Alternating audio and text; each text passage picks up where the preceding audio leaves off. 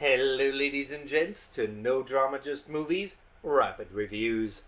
So I watched the new I Know What You Did Last Summer recently and I had some thoughts. Right off the bat, the cast was okay, although I wouldn't say there was a standout. Tyriq Withers as Teddy looked so much like Ryan Phillippe sometimes that I thought they would reveal that he was his son or something.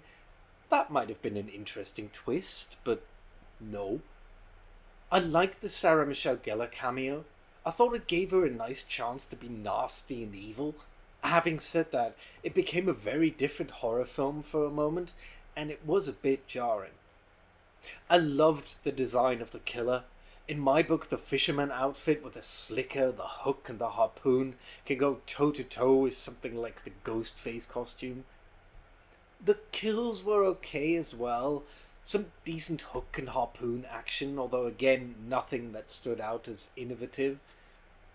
What didn't work for me was who was killed. Often we get introduced to this random person and they get killed in the next scene. The tension wasn't there.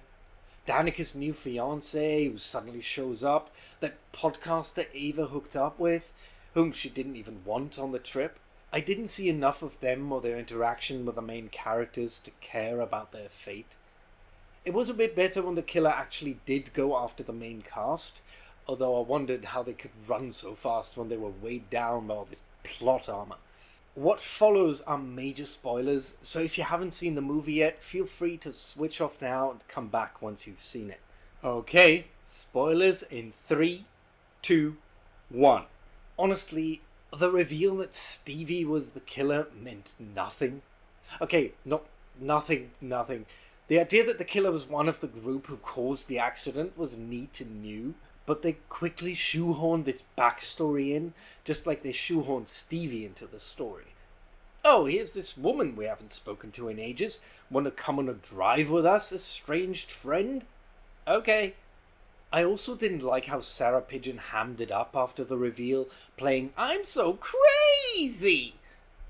I don't specifically blame her, because this could have been the decision of the actor just as much as the director's. I just thought it was a weird choice, like a switch got flipped. I also didn't like that they made Ray one of the killers. That said, I admit that's because I liked Freddie Prinze Jr.